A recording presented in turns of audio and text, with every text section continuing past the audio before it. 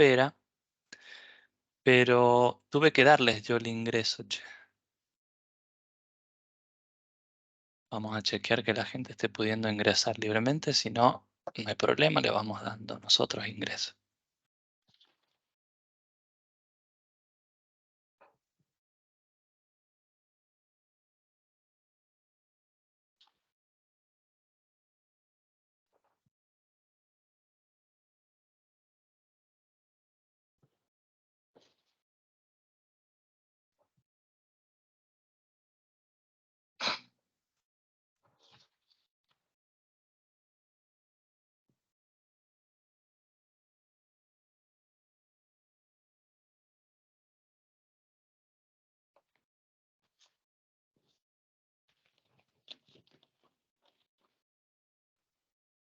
Sí, creo que la gente está pudiendo ingresar, veo que aumenta el número.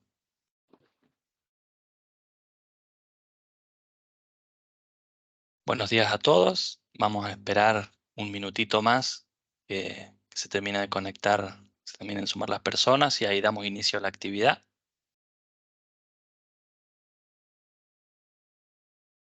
Les pedimos por favor recuerden poner los micrófonos apagados.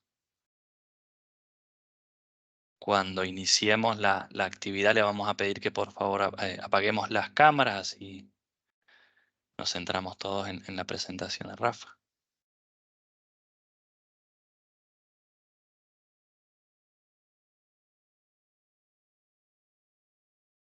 Bueno, ya estamos a tiempo. Vamos a comenzar. Ya somos 27 personas, 28 y se van sumando. Vamos a procurar ser puntuales como en cada una de todas las actividades que realizamos. Paula, ¿se escucha bien? Perfecto, sí. Dale. Bueno, damos inicio a la actividad. Como saben, nosotros pertenecemos a la SPWA, el capítulo Argentina, que venimos realizando actividades de forma permanente. Quienes vamos a moderar la actividad de hoy es Paula Bedini, y en mi caso soy Nicolás Carrizo. Les vuelvo a recordar, por favor, que tengamos los micrófonos apagados. Si de pronto alguien ve que nosotros los sacamos de la sala, va a suceder porque de pronto vemos que tienen cámaras prendidas y capaz que no se han dado cuenta, entonces nosotros los vamos a expulsar. Si ven que salen y tienen que volver a ingresar, revisen porque a lo mejor han dejado la cámara prendida o algún micrófono prendido y para no perturbar al orador, a Rafael, los tenemos que ir sacando sin tener que interrumpir la presentación de él. Bueno, nosotros como capítulo queremos informarles que tenemos un espacio dentro de la spwla.org, donde dentro de lo que es Latinoamérica tenemos nuestro espacio. Tenemos una dirección de mail, que es spwla@gmail.com. Tenemos un espacio en LinkedIn donde compartimos y socializamos todos los eventos, las actividades que vamos realizando, un canal de YouTube, también un espacio en Instagram que estamos dándole bastante provecho eh, en lo que hacen a distintas charlas como vivos que estamos realizando, que nos parece que es una metodología que está muy buena, está muy piola. Eh, Aprovecho para darles el primer pantallazo de las actividades de este mes. Nosotros tenemos en este momento la charla de Rafael, que ahora lo vamos a presentar, y sepan que después tenemos previsto para el 30 en este ciclo de charlas con distintos profesionales, ahora en vivos, en este caso es un vivo con Claudia Aguirre, una de las fundadoras de la empresa LSB. No sé si saben, LSB es de las chicas de Varela, que nos va a contar un poco cómo es que se manejan los laboratorios. Es una entrevista bastante interactivo, así que tomen nota, 30 del 11 a las 19 horas va a haber un vivo. Son la verdad que charlas breves y bastante movidas, una entrevista son. Dicho esto, vamos con la presentación de hoy. Nuestro orador es Rafael Paneso, él es ingeniero geólogo egresado de la Universidad de Oriente en Venezuela en el año 1997, con especialización en caracterización integrada de yacimientos y en petrofísica. Posee una maestría en ingeniería de petróleo orientada a la caracterización petrofísica de yacimientos no convencionales, shale oil y shale gas, realizada en la Universidad Nacional de Colombia. Finalizó en el 2022. De hecho, Rafa, entiendo que este trabajo que nos vas a compartir tiene que ver con tu trabajo final de maestría. Rafa se inició en la industria petrolera en el 97, en PDVSA, desempeñándose como petrofísico de operaciones, luego pasó como petrofísico de estudios y desde el 2003 se desempeña como consultor en petrofísica para Interroc, de la cual es cofundador, actualmente vicepresidente. Rafa ha prestado servicios de consultorías a empresas operadoras de todo tipo, una gran cantidad de empresas en distintos países, como por ejemplo ha prestado servicios para Venezuela, Argentina, Brasil, Perú, México, Trinidad, Estados Unidos, Bolivia, Sudáfrica, Colombia. Eh, Respecto a su perfil académico, él ha sido profesor de la Cátedra de Registros de Pozos en Ingeniería en Petróleo de la Universidad de Oriente en los años 2004-2005. Es instructor, o en el año 2004-2005 fue instructor en los programas de evaluación de formaciones dictados en Trinidad y Tobago y Venezuela en los años 2012 y 2013, desde 2012 hasta 2014. Desde el 2012 ha sido instructor para Cenergy, que hoy es la empresa bien que se van comprando las empresas, después pasó a los Register en Latinoamérica para el software Interactive Petrophysics. Ha publicado más de 12 trabajos técnicos en el área de petrofísica y caracterización de yacimientos, varios presentados en simposios anuales de la SPWLA, y es miembro de diferentes sociedades profesionales relacionadas con la industria petrolera. Si querés, Rafa, ir compartiendo tu presentación.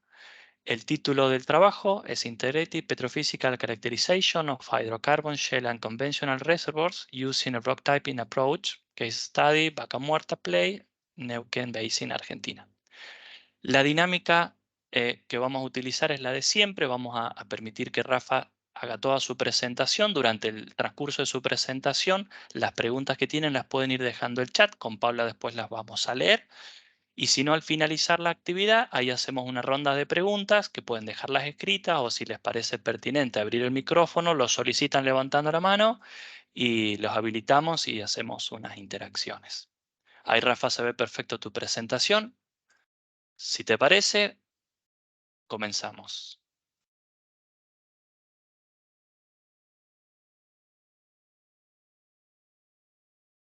Ya tenía el Ahí, micrófono cerrado, ya. ¿Me sí, espera escuchan? que cambiaste.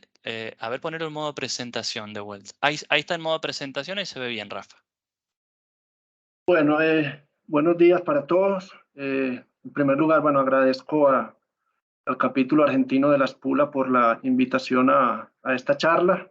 Siempre es un orgullo poder compartir conocimientos en esta comunidad. También aprovecho para agradecer al capítulo de la SPULA Colombia, del cual soy parte, y también del comité de innovación de la SPULA Colombia, en particular a María Florencia, quien de alguna manera nos colaboró también replicando la publicidad para este evento. Y bueno, agradezco también a todos los que se interesaron y están conectados. Bueno, sí, como comentó Nicolás hace un momento, esta presentación, bueno, parte de mi tesis de maestría y de lo cual, bueno, se sacó un extracto y se publicó en el URTEC de mayo de este año, donde fue presentado, ¿no? Entonces, como comentó Nicolás, el título es Caracterización petrofísica interconvencionales en lutitas hidrocarburíferas a partir del enfoque de los tipos de roca. Es un caso de estudio con datos del Play Vaca Muerta, que ubicado específicamente en la cuenca Neuquén en Argentina. Bueno, también agradezco y creo que están conectados a el director de mi tesis, que fue el profesor Guillermo Alzate de la Universidad Nacional de Colombia, y los codirectores Alfonso Coaglia y Juan Carlos Porras, quienes son, bueno, mis socios en Interroc y digamos, de buena parte mentores en todo mi desarrollo de carrera. Bueno, brevemente, este sería como el índice o contenido de la presentación. Vamos a pasar inicialmente por, bueno, una introducción, el planteamiento de un objetivo, un breve paso por la información disponible y por la descripción general de la formación Vaca Muerta en el área de estudio. Vamos a hablar un poco de antecedentes del rock typing en este tipo de yacimientos. Y bueno, pasaríamos luego a lo que es la metodología como tal, básicamente haciendo énfasis en lo que es este modelo que proponemos para definir tipos de roca en estos yacimientos, y luego una discusión de resultados y conclusiones. Bueno, se estima que actualmente solo un tercio de las reservas remanentes de petróleo y gas a nivel mundial corresponden a yacimientos convencionales. El resto corresponden a yacimientos no convencionales, por lo cual entonces, y bueno, ya esto lo sabemos, el futuro energético yace en las reservas no convencionales, las cuales obviamente presentan unos nuevos retos para su extracción. Las lutitas hidrocarburíferas representan un desafío tanto en su caracterización petrofísica como en la determinación de la viabilidad para su desarrollo económico. Para una correcta caracterización de este tipo de yacimientos es importante entonces definir las características intrínsecas de la formación en cuanto a su potencial para contener y entregar hidrocarburos, así como para definir las zonas ideales en la formación para estimular mediante el fracturamiento hidráulico, lo que va a garantizar entonces la iniciación, propagación y mantenimiento de las fracturas. Entonces, bueno, queda claro que el éxito de la caracterización de yacimientos no convencionales conduzca a un mejor entendimiento de los mismos, se alcanzará utilizando el enfoque de los tipos de roca, lo cual se logra integrando información proveniente de diferentes disciplinas de las geociencias. Bueno, el objetivo principal de este trabajo, y como les comenté, bueno, de la tesis de maestría, era desarrollar un flujo de trabajo para crear un índice único, cual llamamos índice de tipo de roca no convencionales, o en inglés las siglas URT Index, para clasificar entonces los tipos de roca en este tipo de yacimientos, o los no convencionales en lutitas. Este índice permitirá evaluar el potencial de desarrollo de este tipo de yacimientos y se generará a partir del análisis integrado de información multidisciplinaria, en este caso geoquímica, mineralógica, petrofísica, acústica y geomecánica, a través de una asociación geométrica basada en las propiedades de la roca, representando una combinación de características que están relacionadas con el potencial productivo de la roca y que a su vez servirá como guía para diseñar las estrategias de completación. Para la definición de este índice de yacimientos no convencionales, o para tipos de roca en yacimientos no convencionales, se consideraron propiedades como el contenido de carbono orgánico total, o el TOC, porosidad total, saturación de hidrocarburos e índice de fragilidad, todas las cuales pueden calcularse a partir de registros convencionales y calibrarse con mediciones de laboratorio. Bueno, este fue un punto en el desarrollo del trabajo de investigación, un punto álgido donde decidimos para el desarrollo de este trabajo considerar las propiedades que se incluyeron para definir el rock typing, que fueran propiedades que pudiéramos calcularlas con un set de registros convencionales y que obviamente, bueno, pudieran calibrarse con mediciones de laboratorio, ¿no? Actualmente estamos trabajando en robustecer este modelo, incorporando otras propiedades provenientes, digamos, de los ensayos de pirólisis también, pero que nos den, digamos, más información en cuanto al potencial de generación, en cuanto a la madurez terminal del querógeno, también incluyendo análisis especiales de núcleos como presiones capilares, también incluyendo la permeabilidad, bien sea que venga de pressure o pulse decay, y también información de mecánica específicamente en cuanto a, por ejemplo, el esfuerzo horizontal mínimo. Pero bueno, para este trabajo como tal, la idea fue, bueno, inicialmente generar un modelo que pudiera ser calculado con un set de registros convencionales para que no tuviera limitantes, digamos, en la aplicación en algunos campos donde la información no es suficiente o no es abundante en cuanto a tipos de información. Bueno, en cuanto a la información disponible para la realización de este trabajo, bueno, los datos pertenecen obviamente a la formación Vaca Muerta en la cuenca neuquina e incluyen un set completo de registros convencionales donde, bueno, ahí para ambos pozos, bueno, se trabajaron dos pozos, registros radioactivos, resistivos, sónico, hay especiales como registros mineralógicos o ECS, hay resonancia magnética en un pozo y en ambos pozos tenemos imágenes microresistivas, específicamente FMI. En cuanto a datos de coronas, tenemos bueno, el set de datos del Type Rock Analysis, entre los cuales está porosidad, permeabilidad, densidad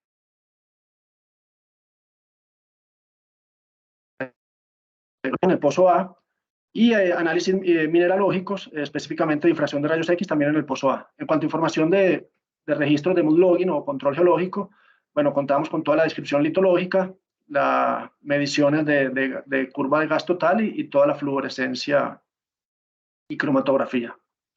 Bueno, Rafa, fluorescencia, sí.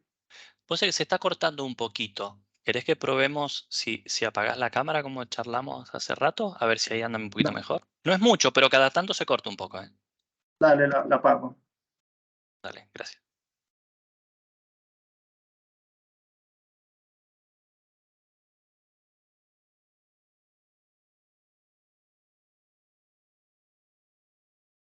Bueno, sí, íbamos en la información de mood logging, luego también contábamos con información de geoquímica, mediciones de TOC y ensayos de pirólisis, donde bueno, había TOC y había medición de los indicadores de madurez S1, S2, índice de hidrógeno, etcétera.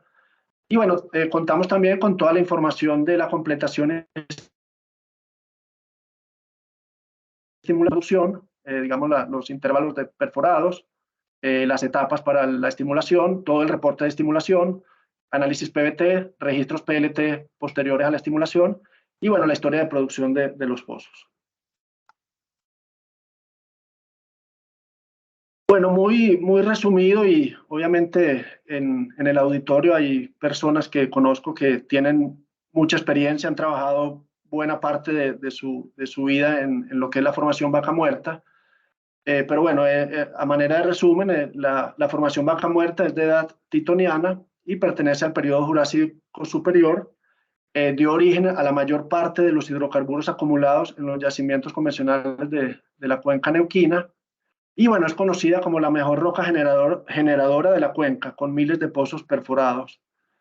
Dentro de los principales parámetros que caracterizan a la formación vaca muerta como un play no convencional, podemos resaltar bueno, los espesores que van desde 100 hasta 450 metros, dependiendo de la zona específica en la cuenca.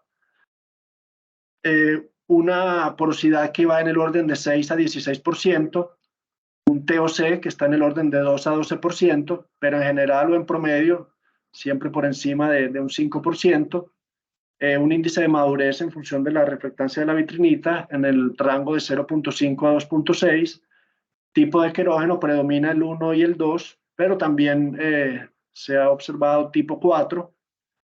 Y bueno, en cuanto a mineralogía, aproximadamente de 30 a 35% está conformada por cuarzo y plagioclasa, de 45 a 70% contenido calcáreo, carbonatos, y en contenido de arcilla de 4 a 25%, predominando dentro de las arcillas lo que es las arcillas principalmente ilíticas.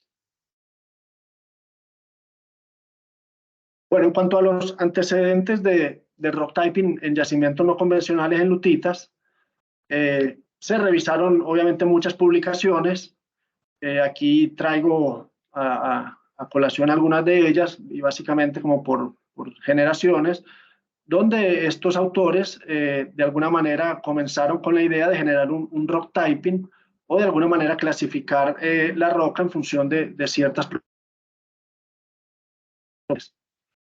Entonces, en base a esos trabajos revisados, se evidencia que existen varios enfoques para la caracterización petrofísica de este tipo de yacimientos, donde cada uno está basado, obviamente, en la información disponible y, bueno, y en el enfoque multidisciplinario. En varios de los trabajos citados, se requiere información muy específica, ya sea de registros de pozo o de mediciones en laboratorio, lo que en muchos casos limita su aplicación.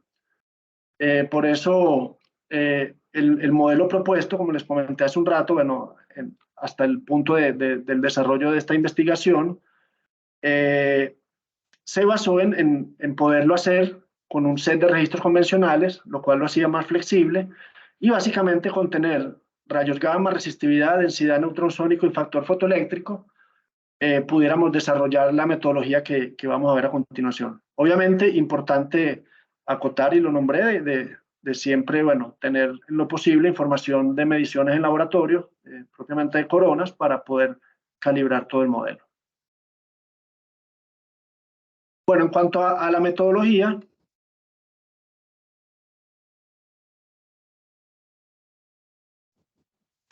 una primera fase que corresponde a, bueno, a la conformación de la base de datos y a lo que es el control de calidad de los datos de registro y de los datos de coronas, y posteriormente la construcción, digamos, de los modelos que nos darían el input o las curvas necesarias para luego ir a definir lo que es los tipos de roca, ¿no? Entonces, en esta fase 1, bueno, hay una caracterización geomecánica donde se estima el TOC a partir de los registros, se calibra con las mediciones en laboratorio, e igual se utilizan los datos provenientes de análisis de pirólisis para, bueno, definir todo lo que es el potencial de este reservorio. En cuanto a la caracterización petrofísica, bueno, se generó un modelo de volumen de arcilla, de porosidad, un modelo multimineral, un modelo de saturación de agua y un modelo de permeabilidad, todos calibrados con información de laboratorio, con mediciones en laboratorio. Y bueno, y se calculó por otro lado el índice de fragilidad por dos vías a través de los módulos elásticos, en particular del módulo de Young y el módulo de Poisson, compresional y shear, y también se calculó el índice de fragilidad a partir de la composición mineralógica, incorporando o considerando el volumen de arcilla y el volumen de querógeno. Entonces, bueno, digamos que esta parte no es, bueno, está desarrollada obviamente en la tesis de la maestría, pero no es el objetivo en esta presentación de ir en detalle en lo que fue la caracterización petrofísica, sino simplemente mencionar de que, bueno, este es el input, o de aquí salieron las curvas input para definir los tipos de roca, que es el core de este trabajo, y el cual, bueno, se desarrolló en esta segunda fase, inicialmente generando unos diagramas multivariables, que vamos a ver a continuación. A partir de estos diagramas multivariables que se definieron inicialmente los tipos de roca, se generó un índice, digamos, mediante una función matemática muy sencilla para poder clasificar entonces los tipos de roca, y adicionalmente, a manera de, digamos, de calibración, se generó un modelo utilizando la herramienta de cluster análisis para entonces definir también estos tipos de roca. Y a partir de estos mismos tipos de roca que se generaron, se propuso también que el espesor neto de hidrocarburo o el net pay se estimara combinando, digamos, los tipos de roca obtenidos en la metodología, y que, bueno, vamos a desarrollar a continuación. Bueno, como resultado de la fase 1, muestro acá el registro, digamos, integrado para, en este caso, el pozo A, donde, bueno, tenemos en las primeras pistas lo que serían las curvas provenientes del gamma ray espectral, donde se observa obviamente la diferencia asociada a la presencia de uranio, que es típico, digamos, en las zonas con materia orgánica. Luego los tres elementos, digamos, del registro espectral. Tenemos las resistividades, un esquema, digamos, de lo que es la geometría del pozo, donde se ve que en líneas generales las condiciones del pozo son buenas en cuanto a diferencia entre caliper y el bit size. Luego tenemos las curvas de densidad y neutrón, curva de factor y los sónicos compresionales y shear, las mediciones provenientes del control geológico de la cabina de mood logging, del total gas, cromatografía, distribución de fluidos ya del modelo petrofísico, donde se diferencia gas de líquido, de hidrocarburo líquido, en cuanto a la parte de hidrocarburo, y donde se diferencia agua irreducible de agua movible en la parte asociada a saturación. Luego mediciones de fluorescencia, donde, bueno, se observa que hay una buena fluorescencia en líneas generales, porosidad total y efectiva, calibrado con porosidad de laboratorio. Tenemos aquí volumen de fluidos, estas curvas vienen de un modelo o de una correlación que se hizo, lo vamos a ver en el siguiente pozo, que contaba con resonancia magnética. Entonces, donde pudimos distribuir, digamos, de manera acorde a lo que nos dijo el registro de resonancia, lo que es el clay van water, el agua adherida por capilaridad, y bueno, la distribución de fluidos movibles. Luego tenemos permeabilidad, que se califica medida en laboratorio, mediante la técnica del pressure decay. Tenemos el índice de fragilidad, tanto el geomecánico como mineralógico, con la calibración, TOC, obtenido en los registros, con el TOC medido en laboratorio, y bueno, clasificado en función de los valores. Luego, un perfil mineralógico obtenido a partir del registro elemental, el ICS. Luego, lo que sería la descripción litológica proveniente de los coatings, donde, bueno, básicamente toda la zona de vaca muerta en el área de estudio corresponde a una marga. Y finalmente, bueno, el resultado del modelo volumétrico proveniente de la caracterización petrofísica, bueno, donde se diferencian principalmente los tres minerales de matriz limpia, caliza, arenisca, dolomita. Tenemos la arcilla, querógeno y volumen de minerales pesados. Y para el pozo B, básicamente la única diferencia es la presencia del registro de resonancia magnética, un CMR+. Como les comenté, nos permitió, digamos, diferenciar entonces lo que son los fluidos adheridos, tanto a las capilar y los fluidos libres, y bueno, mediante una extrapolación, llevar esta información al pozo A que no contaba con resonancia magnética. Y bueno, como conclusión o para finalizarlo, el resultado, digamos, de lo que es la fase 1, se muestran estos histogramas de frecuencia, donde se comparan las diferentes propiedades tanto de digamos, la caracterización geomecánica, geoquímica y el modelo petrofísico para la formación vaca muerta en ambos pozos, donde en líneas generales se observa que hay una buena consistencia para cada una de las propiedades en ambos pozos para la formación. Entonces, bueno, entre otras está el TOC, volumen de querógeno, volumen de minerales pesados, volumen de arcilla, las porosidades, los volúmenes de minerales, y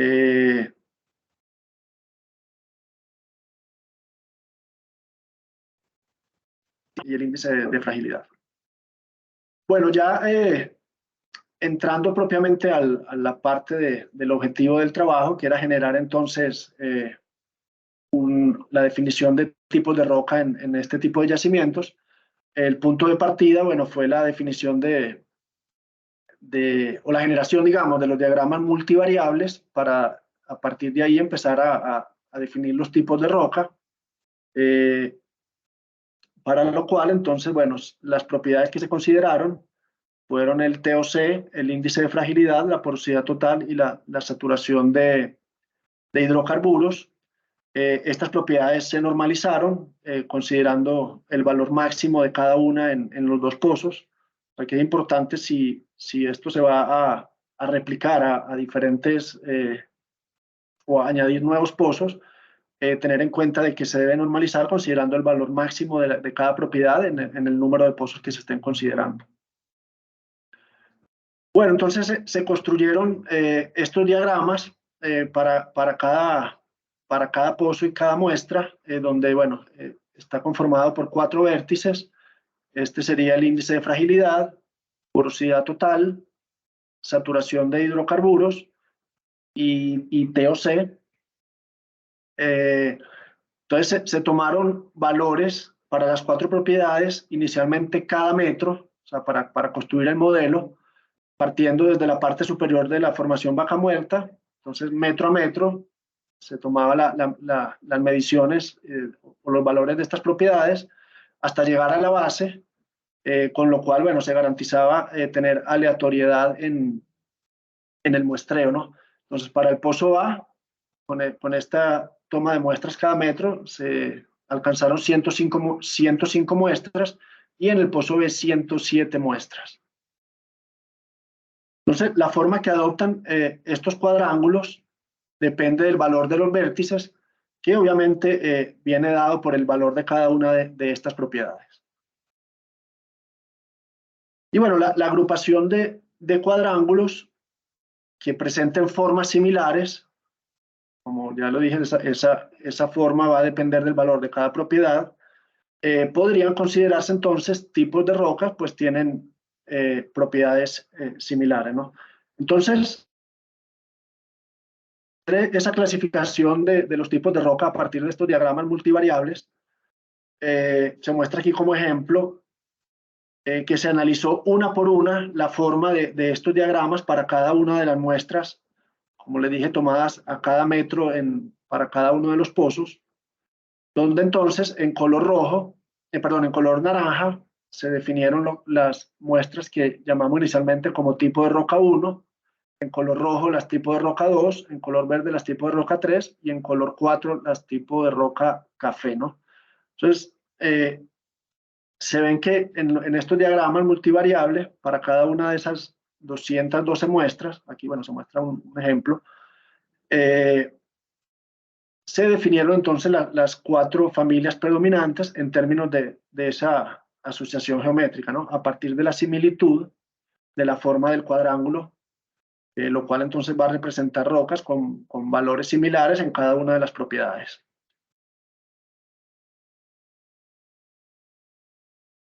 Entonces, en función de lo anterior, aquí se muestra gráfica de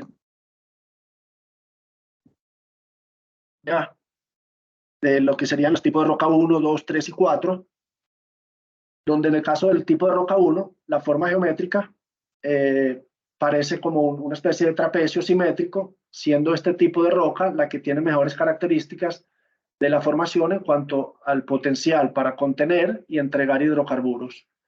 Pero es el tipo de roca que tiene, digamos, menores valores de índice de fragilidad, cual entonces no sería una roca adecuada para lo que es el inicio y propagación de la fractura. Aquí se ve que la forma de ese trapecio presenta que el valor del índice de fragilidad es relativamente bajo. En cuanto al tipo de roca 2, o las identificadas en color rojo en este diagrama, tiene una forma geométrica similar a un romboide y corresponde al tipo de roca con potencial intermedio para contener y entregar hidrocarburos, pero es propensa a fracturarse debido a la capacidad de iniciar y propagar fracturas. Como se ve, tiene un índice de fragilidad mayor. Luego el tipo de roca 3, donde están clasificados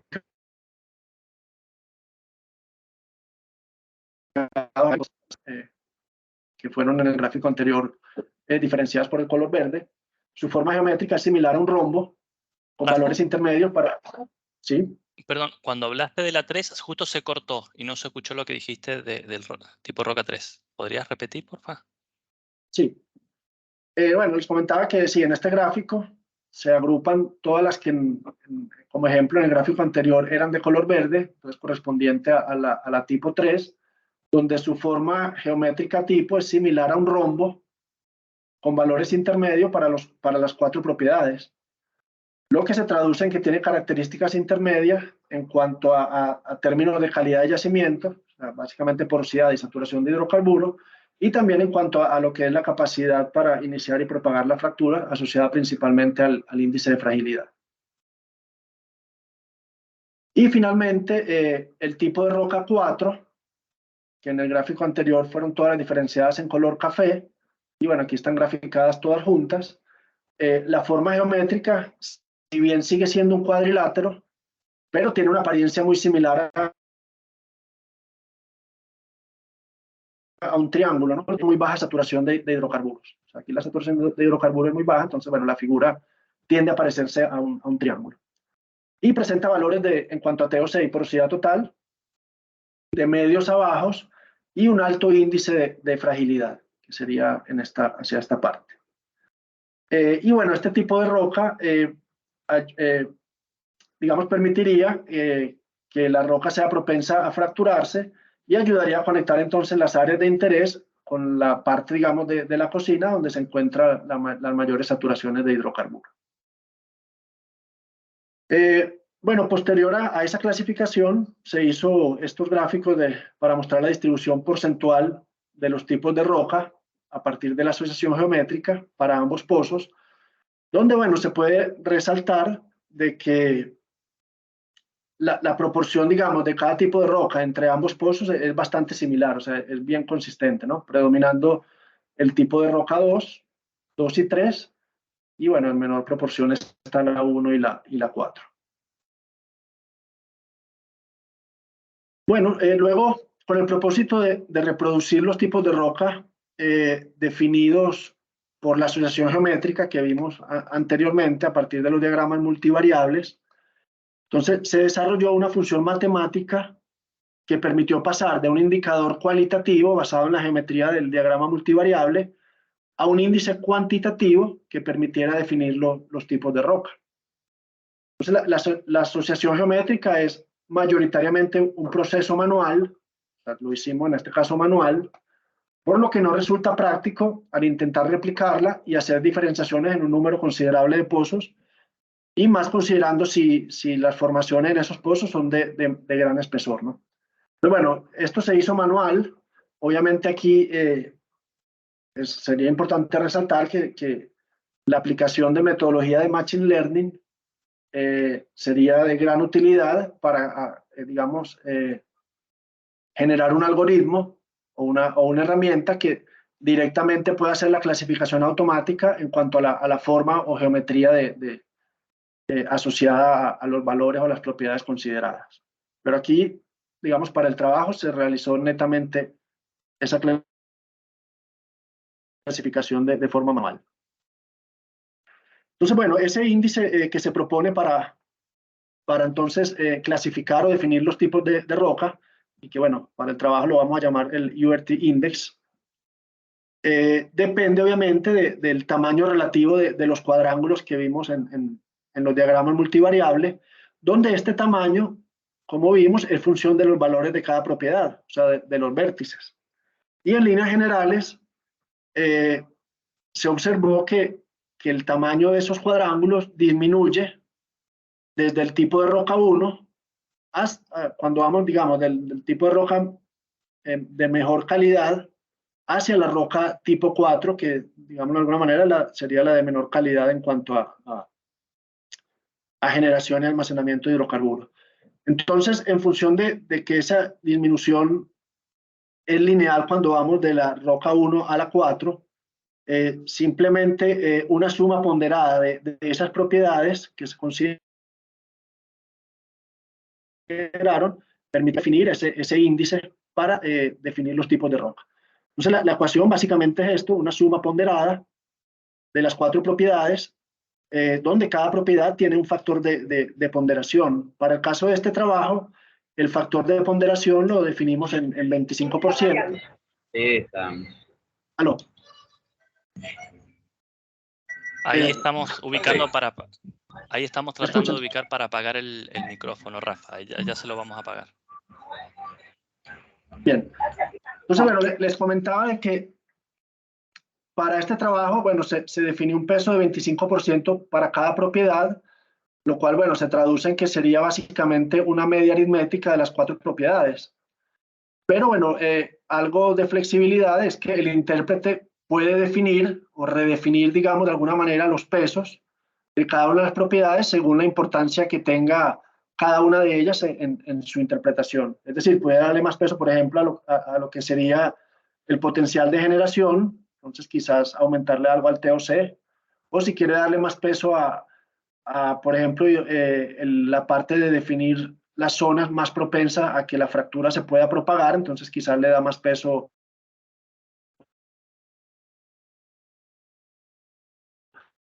al índice de fragilidad. Bueno, entonces, una vez que se tiene ese índice ya de manera cuantitativa a lo largo de toda la columna, era necesario definir los valores límite o los valores de corte para entonces clasificar los diferentes tipos de roca a partir de del índice calculado con la función que mostré en la lámina anterior. Entonces, para ello, bueno, se hizo el análisis estadístico de los valores de las 4 propiedades normalizadas por cada tipo de roca, así como los valores estadísticos del índice generado, ¿no? Con la ecuación anterior, o sea, del URT index. Entonces, bueno, se consideran los valores promedio, mínimo y máximo de las propiedades, así como del índice, donde, bueno, se observa que hay, en el caso del índice, hay valores promedios para cada tipo de roca, y, bueno, se observa que hay, de alguna manera, un solape entre cada uno de ellos, por lo cual nos ayudó bastante a limitar valores, un gráfico jerarquizado con los valores obtenidos para cada una de las 212 muestras, el valor obtenido del índice. Entonces, ordenado de menor a mayor, nos permitió, donde se observan algunos platós o mesetas, definir entonces finalmente los rangos que se utilizaron para definir ya los 4 tipos de roca. Entonces, en resumen, valores del índice mayores a 0.6 correspondería a la roca tipo 1, el tipo de roca 1, entre 0.50 y 0.60 al tipo de roca 2, entre 0.40 y 0.50 al tipo de roca 3, y todos los valores menores del índice a 0.40 corresponderían al tipo de roca 4. Bueno, el paso siguiente fue comparar los tipos de roca que se definieron con el índice aplicando los cortes mostrados en la lámina anterior versus los tipos de roca que se definieron de manera manual a partir de los gráficos de asociación geométrica, nuevamente, bueno, que se hizo de manera manual. Entonces, básicamente, bueno, en esta tabla se muestra, por ejemplo, que para el pozo A, 21 de las 105 muestras fueron tipo de roca 1 con la asociación geométrica, mientras que 20 fueron tipo de roca también 1 en el mismo pozo A aplicando el índice. Por ejemplo, para el tipo de roca 2, 41 muestras en el pozo A se identificaron como tipo de roca 2 con la asociación geométrica, y las mismas 42 fueron reproducidas luego de aplicar el índice y los cortes que definimos para cada tipo de roca. Entonces, bueno, al final, con esta información se construyó esta tabla de contingencia, donde en líneas generales, con el índice del Liberty Index, se reprodujo el 95.28% de los tipos de rocas que se definieron inicialmente por la asociación geométrica.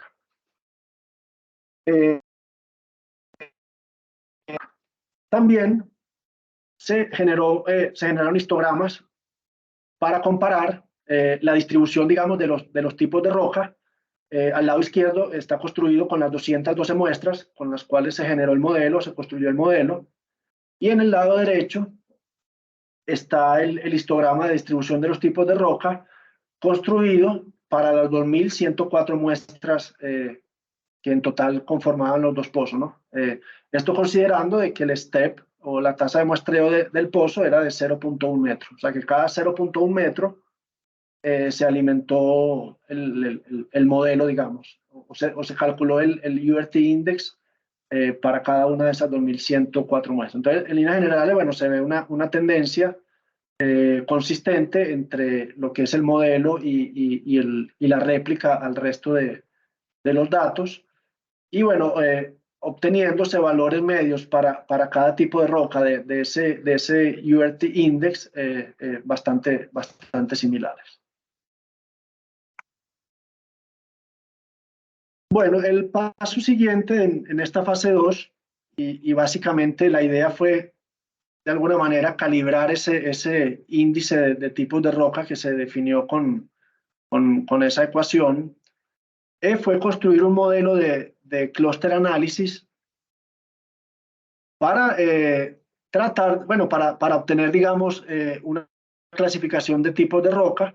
Entonces, inicialmente se construyó considerando 15 agrupaciones o 15 clústeres, esto utilizando la técnica de Camin, y posteriormente se reagruparon esas 15 agrupaciones iniciales en 4 de manera manual, guiándonos con la estadística para cada propiedad que les mostré un par de láminas atrás, ¿no? En cuanto a los valores mínimos y máximos de cada propiedad para cada uno de los tipos de roca.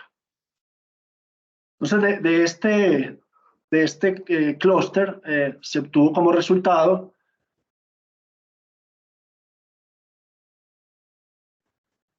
la que estoy aquí marcando, estas dos, se compara con la que está al lado izquierdo, que es la columna digamos, de los tipos de rocas definidos a partir de la aplicación del URT Index con los cortes definidos, ¿no?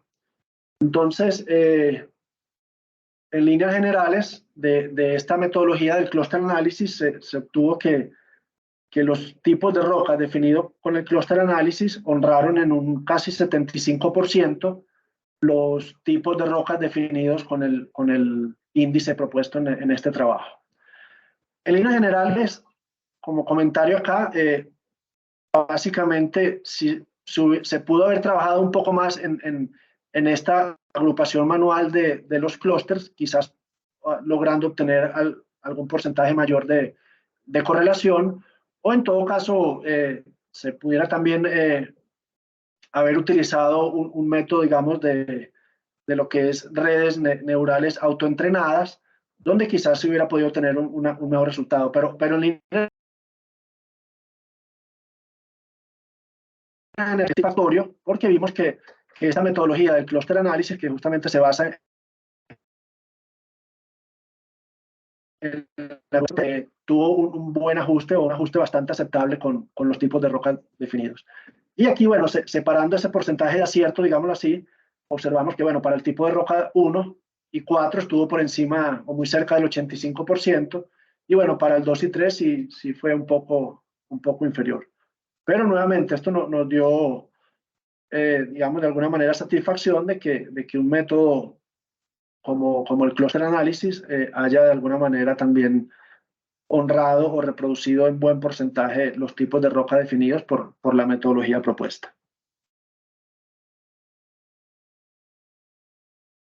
Bueno, aquí se muestra ya una sección comparativa de lo que sería la curva final, digamos, o definitiva en la interpretación o en la caracterización de estos dos pozos, de los tipos de roca, donde, bueno, están aquí el gamma ray, las curvas de las 4 propiedades consideradas, distribución de fluidos, la curva per se del índice de tipo de roca, aplicándole los límites o los cortes, y bueno, lo que sería el resultado del volumétrico, digamos, de la interpretación. Entonces, bueno, la característica más destacada en cuanto a la distribución de los tipos de roca a lo largo de Vaca Muerta es la similitud en la distribución que se encontró en ambos pozos. Entonces se puede observar acá que el tipo de roca 1, que es el color naranjado, predomina aproximadamente desde la parte media hacia la base de la formación Vaca Muerta en el área de estudio, en estos dos pozos. El tipo de roca 4, que sería el color café, si bien está presente de manera errática a lo largo de toda la columna, sí predomina en lo que es la parte superior de la formación, ¿no? Lo observamos acá en el pozo A y por acá en el pozo B. Y en cuanto a los tipos de roca 2 y 3, que serían el rojo y el verde, se observa que predominan en líneas generales desde la parte media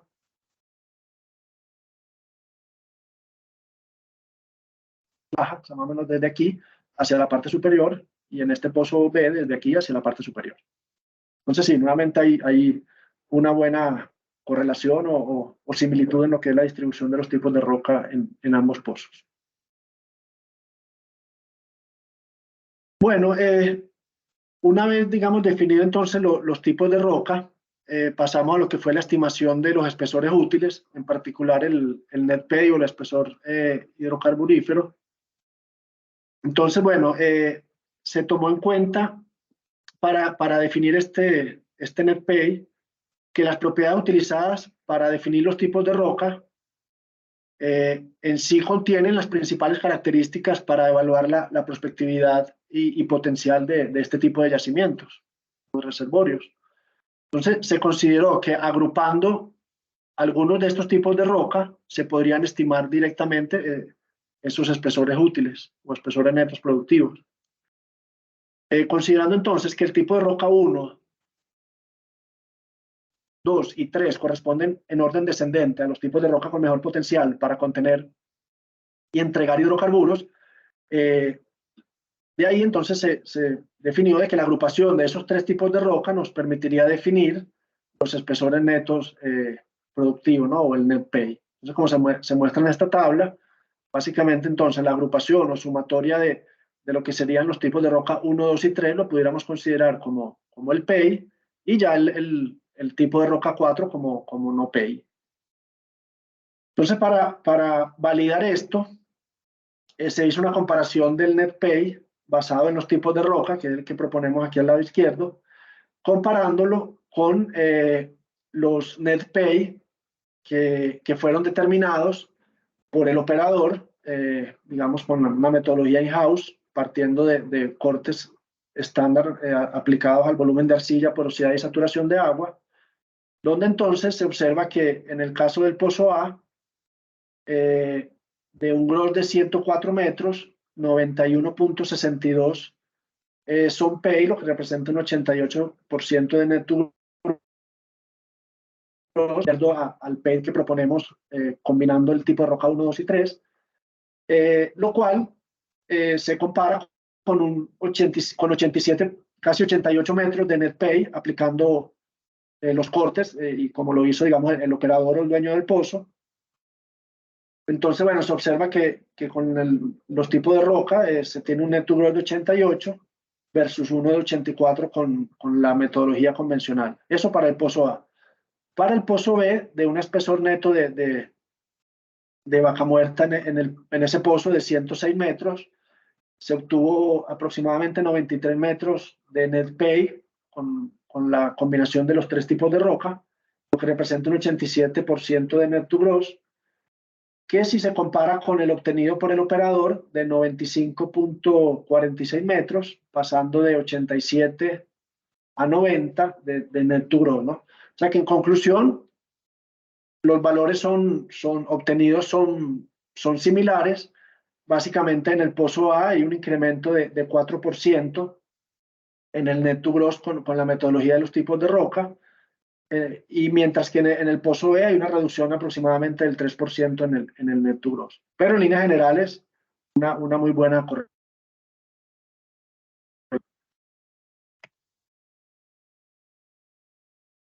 Bueno, finalmente, en cuanto a esta parte de la fase 2, se muestra, digamos, el registro petrofísico integrado, en este caso para el pozo A, donde, bueno, ya habíamos visto como resultado de los modelos o de los cálculos en cuanto a geoquímica, petrofísica y geomecánica, lo habíamos mostrado anteriormente. Aquí se incorpora entonces lo que es los tipos de roca, la interpretación, que sería este track que estoy señalando, y se incorpora aquí al final entonces el espesor de neto hidrocarburífero o net pay, ¿no?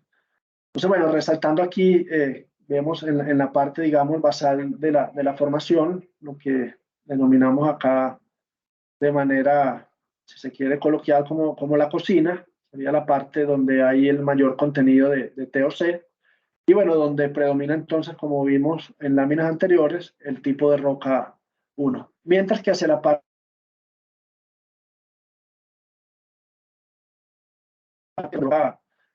3 y 4, los cuales en cuanto a potencial de contener o generar hidrocarburos es menor, obviamente tienen, pero teniendo más potencial en cuanto a la, digamos, facilidad de generar esa generación de la fractura y propagación de esa fractura con lo que sería la estimulación que vamos a ver más adelante. En cuanto al pozo B, bueno, igual se incorporó entonces ya en la interpretación los tipos de roca y el NetPay. Como ven, bueno, y ya lo hemos visto en diferentes láminas, hay una muy buena similitud en la respuesta de los registros y del modelo para ambos pozos. Entonces, observándose en la parte inferior, la parte de mayor contenido de materia orgánica, que predominan los tipos de roca, el tipo de roca 1, y hacia la parte superior, de manera similar, predominan más los tipos de roca 3 y 4, que son más propensos a ser fracturados. Entonces, bueno, este es el resultado, digamos, de lo que sería la interpretación petrofísica integrada, y entonces tipos de roca y NetPay. Vamos entonces ahora a discusión de resultados. Entonces, bueno, esta discusión se centró en el aporte que brinda la distribución de los tipos de roca en la determinación de la factibilidad del desarrollo económico de este tipo de yacimientos, para lo cual se consideró la importancia en primer lugar, del análisis de presencia de fracturas a partir del análisis de registro de imágenes microresistivas, que es lo que vamos a ver a continuación. Y por otro lado, vamos a ver más adelante, también se consideró los resultados de la estimulación por el fracturamiento hidráulico, que fueron medidos con registros PLT, ¿no? Entonces, bueno, en cuanto a la distribución de fracturas, bueno, esto se tomó de la interpretación que hizo Schlumberger, donde ellos describen para el pozo A presencia de fracturas naturales conductivas o abiertas y fracturas resistivas cerradas, ubicadas principalmente hacia la base de la formación, en esta zona que está acá. Y bueno, se observa también fracturas inducidas hacia la parte media de la formación, aquí en esta zona del registro. Y bueno, aquí se presenta, digamos, las características principales de lo que son las fracturas abiertas y cerradas, a su usamiento, azimut y rumbo. Esto para el pozo A. Para el pozo B, también se tomó la interpretación del registro de imágenes proporcionada por la compañía de servicio, donde reportan, bueno, presencia de fracturas naturales conductivas o abiertas, ubicadas hacia, bueno, aquí una hacia el tope de la formación y el resto hacia la base de la formación o área de la cocina, que sería esta zona acá, donde se describen o se interpretan algunas fracturas abiertas. Y bueno, hay también algunas fracturas inducidas en la parte media o medio superior de la formación, mostrándose aquí también las principales características en cuanto a usamiento, azimut y rumbo, en este caso de las fracturas abiertas o conductivas. Bueno, continuando con el análisis de la presencia de fracturas, es importante mencionar que no existe una ley o una regla, digamos, que relacione directamente la presencia de fracturas naturales o inducidas con propiedades como el TOC,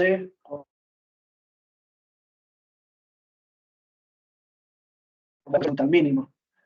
Simplemente pueden existir tendencias que vamos a destacar aquí a continuación. Bueno, aquí se está incorporando información de lo que es el gradiente del esfuerzo horizontal mínimo, que fue estimado por la compañía de servicios. Entonces, bueno, estas tendencias que se pueden destacar, básicamente, entonces la presencia de fracturas naturales, abiertas y cerradas, se encuentran principalmente en la zona basal de la formación Vaca Muerta. O sea, ya lo vimos hacia la zona que denominamos como la cocina, donde se encuentran los mayores valores de TOC, así como el menor índice de fragilidad y los mayores valores de gradiente de esfuerzo horizontal. Y aquí la zona azul con un gradiente de un PSI eso se quedó en unidades de pie. Bueno, que propiamente no son las características que favorecen, digamos, la generación de fracturas. Y bueno, esto corresponde, si nos vamos a ver los tipos de roca, o la que sería el predominio de tipo de roca 1 y 2, las cuales por sus características en cuanto a las propiedades que que definieron los tipos de roca no favorecen la generación y propagación de fracturas. O sea, aquí básicamente es que, obviamente, estas fracturas están presentes en esa zona y vienen, digamos, o son producidas en las diferentes etapas tectónicas que marcaron la historia geológica de esta formación Vaca Muerta. Pero en sí, estas zonas, si vamos a ir a estimulación mediante fracturamiento hidráulico, digamos, esta zona inferior no sería la zona quizás adecuada para generar o para definir una etapa de estimulación, considerando que es una zona con un bajo índice de fragilidad. Pero ya vamos a ver más adelante cómo fueron las etapas que se definieron acá. Entonces, bueno, en general la distribución de las fracturas es información clave para el diseño de la estimulación por fracturamiento hidráulico y obviamente, bueno, la definición de los tipos de roca en función del índice propuesto va a ser de gran ayuda en identificar estas zonas. Bueno, en cuanto a la discusión asociada a los resultados de la estimulación del fracturamiento hidráulico medido a partir de los registros de producción, específicamente del PLT, bueno, es importante destacar que el diseño, ejecución y seguimiento de la estimulación mediante el fracturamiento hidráulico estuvo a cargo de Schlumberger.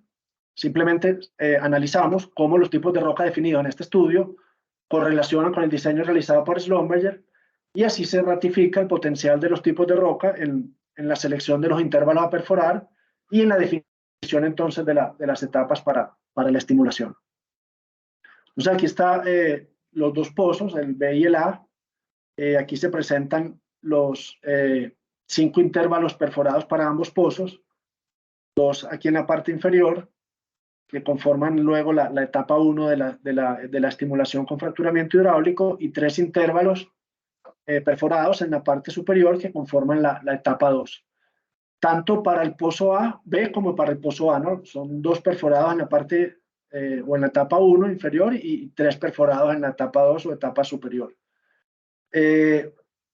Bueno, aquí en línea general se observa que para el pozo B, de acuerdo al PLT, aquí se graficó, digamos, lo que fue el aporte de líquido, de petróleo líquido, básicamente en el perforado uno que comienza a ver el aporte y luego también en los 3 perforados de la etapa 2. Mientras que para el pozo A sí hay aporte en ambos perforados de la etapa 1 y ligeramente algo en los 3 de la etapa 2. Esto en el pozo A. Entonces, bueno, como ya lo vimos, se definieron 2 etapas para la estimulación mediante fracturamiento hidráulico. La etapa 1 en ambos pozos corresponde al área de la cocina y cubre los perforados inferiores. El tipo de roca predominante en la etapa 1 es el tipo de roca 1, la cual tiene como principal característica los bajos valores del índice de fragilidad. Y bueno, este tipo de roca tiene las mejores características de la formación en cuanto a lo que es el potencial para contener y liberar hidrocarburos, pero no es el tipo de roca adecuado que permita, digamos, la propagación de las fracturas en función de su valor de índice de fragilidad.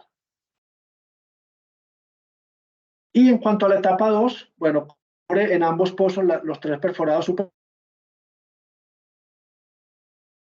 superiores, media superior de la formación. En esta etapa 2 predominan los tipos de roca 3 y 2. Y bueno, tienen características intermedias en términos de calidad de yacimiento y mejores características que el tipo de roca 1 que predominaba en la etapa 1 en cuanto a la capacidad para iniciar y propagar las fracturas.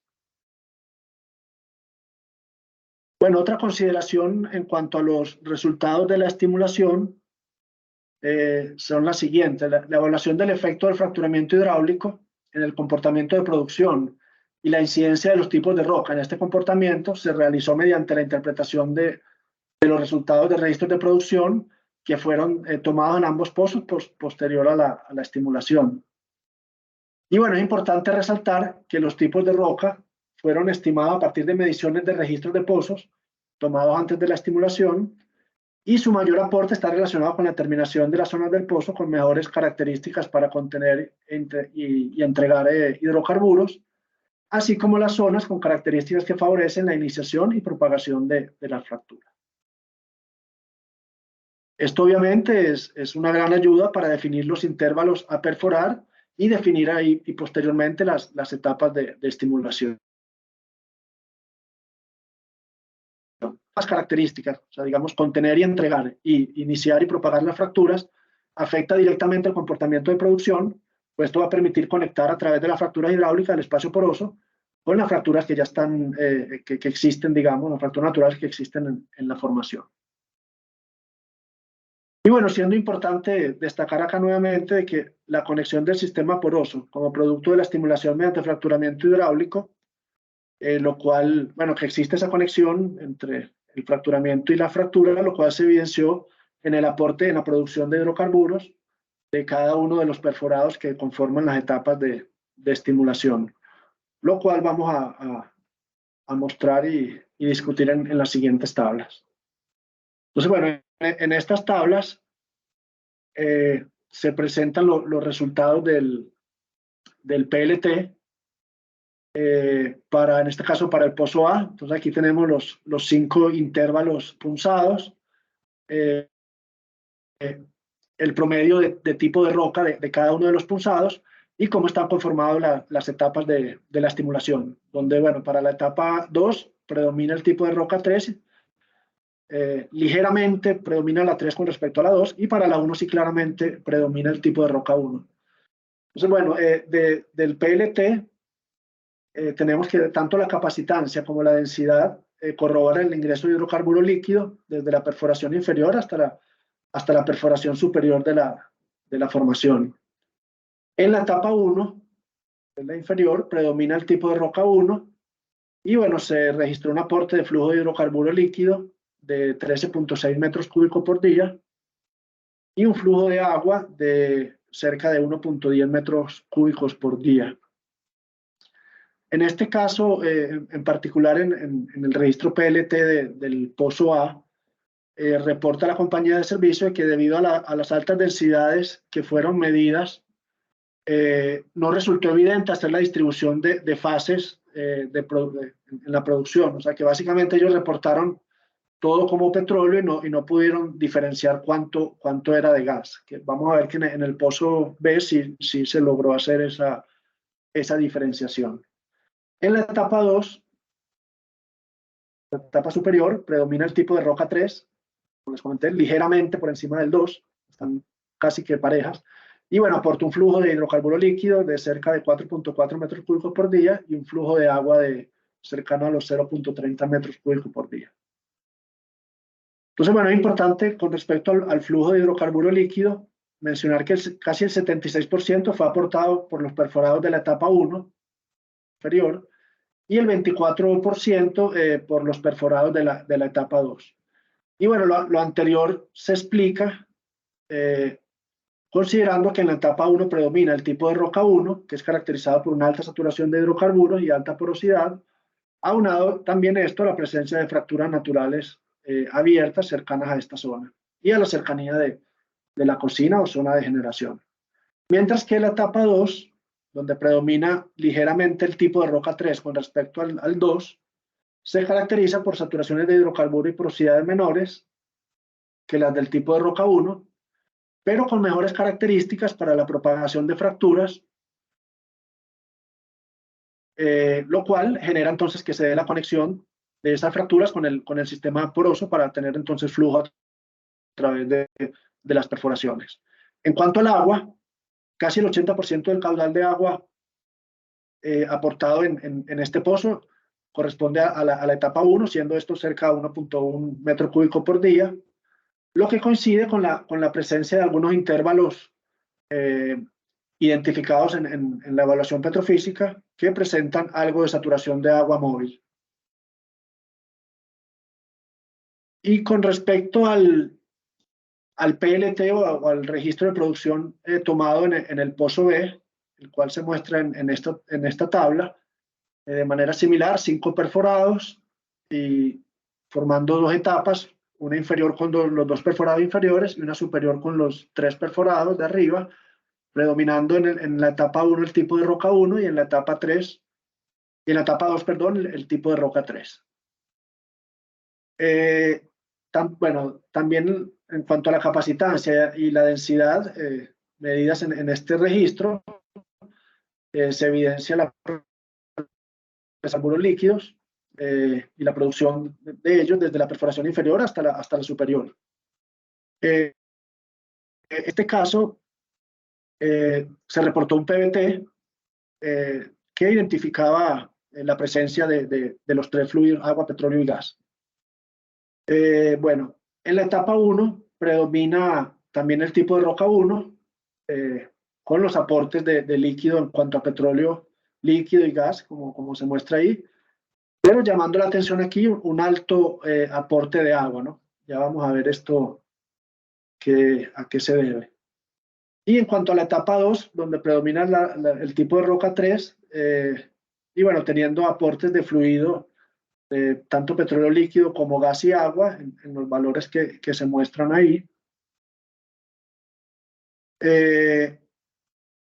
Respecto, bueno, al flujo de hidrocarburos líquido, se tiene aquí que prácticamente el 45% fue aportado por la etapa 1 y el 55% aproximadamente por los perforados de la etapa 2.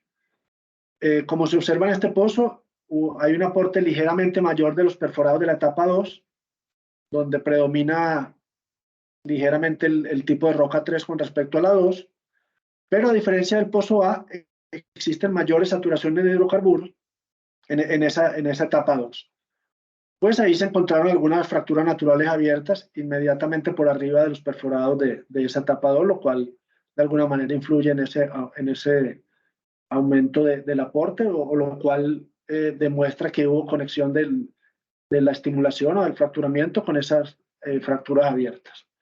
Y aquí sí, con respecto al aporte del agua, donde el 90% del caudal de agua del pozo, que es aproximadamente 54 metros cúbicos por día, corresponde a la etapa 1.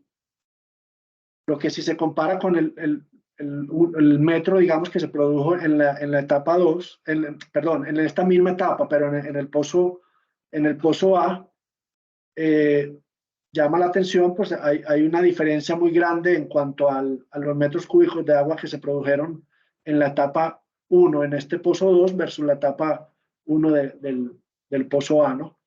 Y bueno, la respuesta a eso, básicamente, bueno, está reportada en el mismo informe del PLT, donde dicen que la producción total es compatible con las mediciones de superficie en cuanto a lo que es volúmenes de petróleo y gas, pero en superficie no se reporta una cantidad de agua producida como lo que dice este PLT, ¿no? Entonces hay una incertidumbre ahí en cuanto a ese flujo reportado de agua en este intervalo o en esta etapa inferior del pozo B.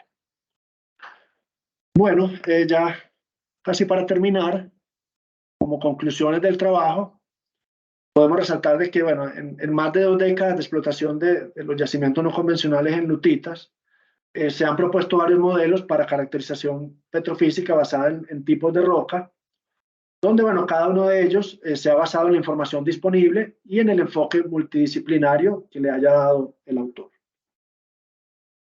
El modelo propuesto en este estudio parte de un enfoque multidisciplinario alimentado por información geoquímica, geológica, mineralógica, petrofísica y geomecánica, para así tener información tanto del potencial de la formación para almacenar y entregar hidrocarburos, como información de lo que sería la capacidad de la formación para permitir la iniciación y propagación de fracturas como resultado del fracturamiento hidráulico.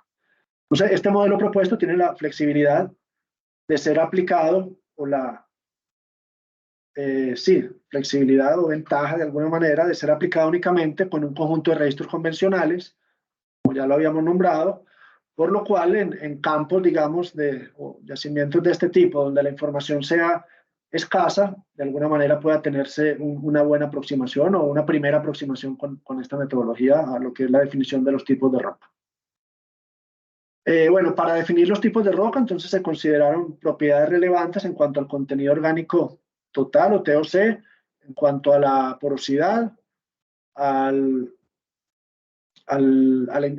potencial de generar hidrocarburos, y a lo que sería el indicador de la capacidad de almacenamiento y saturación de hidrocarburos como indicadores de la proporción petróleo más gas que hay en la roca.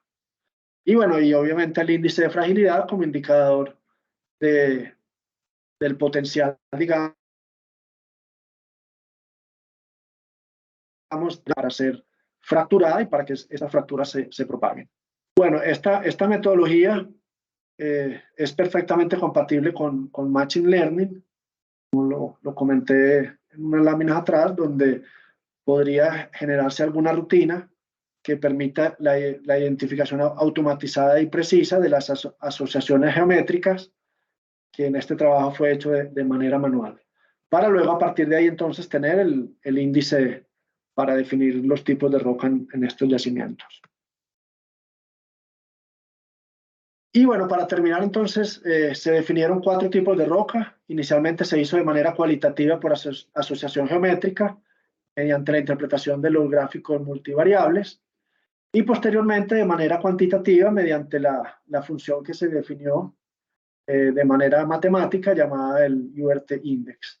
Entonces, pasando de un proceso inicialmente manual a un proceso ya práctico y rápido que puede ser replicado a un número considerado de pozos con formaciones de gran espesor, permitiendo así comparar y diferenciar cambios en los tipos de roca.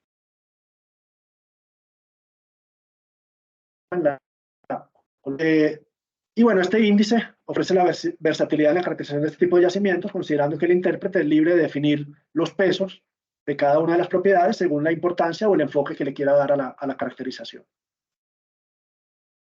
La tasa de éxito del índice propuesto o generado en la reproducción de los tipos de roca definido por asociación geométrica, que fue el punto de partida, digamos, de la metodología, estuvo cerca del 95%, lo que da confiabilidad en este indicador cuantitativo. Y se puede, en líneas generales, decir que tasas de éxitos inferiores al 10% están asociadas a las mediciones per se y al origen de los datos. Los tipos de roca fueron incorporados en la estimación del NetPay, considerando que las propiedades utilizadas para definir cada tipo de roca contienen sí las características que permiten evaluar la prospectividad y el potencial de estos yacimientos. Por lo cual la combinación de los tipos de roca 1, 2 y 3 se podría considerar para definir lo que sería el espesor neto hidrocarburífero. Y bueno, con base en la información del informe de monitoreo del fracturamiento hidráulico y en combinación con los análisis de los tipos de roca definidos en este estudio, se concluye que el diseño de fracturamiento hidráulico, basado en 2 etapas, obedece a la distribución de alguna manera, la distribución de los tipos de roca en la formación Vaca Muerta.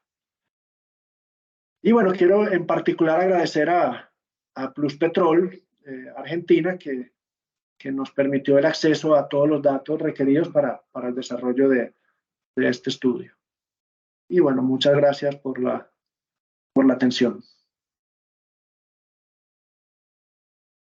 Bueno, muchísimas gracias, Rafael. La verdad que fue súper interesante tu charla.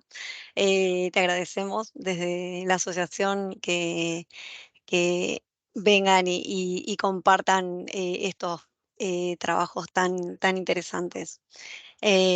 Bueno, si tienen alguna consulta, por favor, levanten la mano y vamos a ir leyendo en orden. Y bueno, acá en el chat tenemos una pregunta de Roberto Barbato, que te pregunta, Rafa, ¿cuál es la distancia entre los pozos? Buena pregunta, no la tengo a la mano, pero si mal no recuerdo, estaba en el orden de 1 kilómetro, 1,5 kilómetros. Eran realmente pozos cercanos. Ok, perfecto. Buenísimo. Bueno, ahí te están felicitando por tu trabajo desde el chat. ¿Alguien tiene alguna consulta más? Por favor, escríbanla o pueden ir levantando la mano. Bien.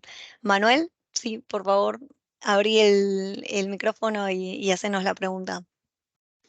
Hola, buenas tardes. Gracias, Rafael, por tu charla tan estupenda. Yo tengo varias, bueno, observaciones o preguntas.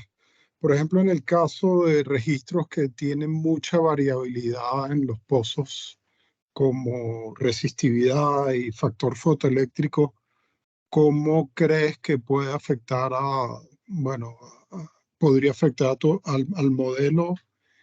Y esa es una pregunta, ¿no? Luego, generalmente en pozos, en zonas no convencionales, siempre se habla o se efectúa un pozo piloto que normalmente tiene una cantidad de registros bastante decente, pero ya con una relación tal vez de 10 pozos a uno o a veces peor, ¿no? Se pasa a hacer pozos que apenas tienen gamma ray o muy pocos registros. Entonces también esa es otra que quiero que sí puedes comentar. Y por último, me llamó mucho la atención el registro de imagen, que había como una correlación muy buena entre las fases que defines en el caso del pozo A, pero en el pozo B se veía un registro como muy homogéneo de imagen en que no reflejaba las zonas. Si tienes algún comentario también para eso. Gracias. Gracias, Manuel. Bueno, vamos a ver si recuerdo las tres. La primera, hablaste un poco de la variabilidad que observabas en registros como resistividad y factor fotoeléctrico y bueno, cómo podía eso incidir en el modelo. Bueno, a ver, en cuanto a la resistividad, obviamente la determinación de lo que es la saturación de hidrocarburos o fluidos para luego llegar a la de hidrocarburos está directamente relacionada obviamente con la resistividad, por lo cual entonces la saturación de hidrocarburos, que fue uno de los 4 parámetros tomados para la generación de los tipos de roca, estaría obviamente respondiendo a esas variabilidades en cuanto a valores de resistividad que de alguna manera pudieran estar asociados a variabilidad en la distribución de fluidos. Y el factor fotoeléctrico, en este caso, bueno, sabemos que de alguna manera responde a lo que sería cambios en litología, en composición mineralógica. Digamos, directamente el factor fotoeléctrico no fue considerado dentro de los 4 parámetros para definir el tipo de roca, pero sabemos que de alguna manera en lo que es el índice de fragilidad, considerando que hay algunos minerales que son más frágiles que otros y bueno, su proporción obviamente afectaría de alguna manera ese índice de fragilidad que sí está considerado en los parámetros. En cuanto a la segunda era, si mal no recuerdo, te referías al registro de imágenes. Aquí en uno se veía una mejor relación con las fases o los tipos de roca que en el otro. Bueno, realmente los registros de imágenes se incorporaron, pero no fueron interpretados por mí, digámoslo así. Simplemente se incorporó la interpretación que entregó la compañía de servicio y básicamente tomando lo que era la presencia de fracturas abiertas y cerradas que sí inciden directamente en todo lo que sería el programa de estimulación y de completamiento de estos pozos. Y Manuel, la última era que, creo que hablaste con respecto a los registros. Sí, bueno, que la realidad que normalmente haya un pozo piloto con muchos datos y en ese caso habría que como tratar de hacer curvas sintéticas o algún otro método para tratar de hacer esa evaluación en pozos que tienen muy pocos registros, ¿no? Bueno, sí, yo creo que depende de la zona, de los campos, pero digamos, en líneas generales, bueno, y sobre todo en Argentina, que he tenido la experiencia de trabajar, bueno, en este proyecto o este trabajo y en otros, en general hay unos sets muy completos de registros en la mayoría de los pozos, por lo cual nosotros, digamos, para este trabajo en particular, dijimos, bueno, vamos a hacer esta primera aproximación o este primer modelo, permitiendo de alguna manera que campos con un set convencional digamos, gamma ray, resistividad de sónico, densidad de neutrón y PEF, podamos generar un modelo que nos permita diferenciar los tipos de roca. Obviamente, lo que estamos trabajando ahora es en robustecer este modelo incorporando algunos registros avanzados y, sobre todo, información del núcleo más detallada, ¿no? Pero sí, bueno, yo creo que lo mínimo que se pudiera tener es una metodología de inteligencia artificial o eso para generar sintéticos. Ya, bueno, sí, mi experiencia en no convencionales fue en Barnet con Marathon y esa era más o menos la metodología, ¿no? Se hacía muy pocos pozos con mucha información y después la producción apenas llevaban gamma ray y si acaso una resistividad en la broca, ¿no? Entonces, claro, en esos casos no podrías hacer mucho. Vale, bueno, muchas gracias y te felicito por tu trabajo, Rafael. Estaría limitado, sí, un poco más limitado. Sí. Gracias, Manuel. Saludos.